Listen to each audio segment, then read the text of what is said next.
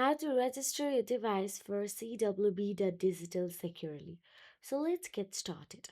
First of all you have to do is open the CWB app or go to their browser and simply enter the username, create the password and confirm the password and tap on the continue button available there.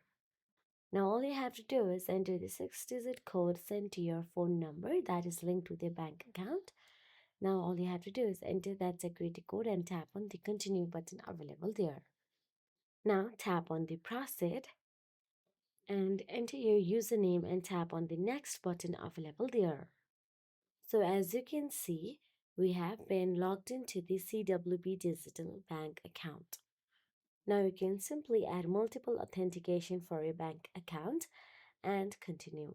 And that is it. If you found this video helpful, please like, share and subscribe our channel, and thank you so much for watching.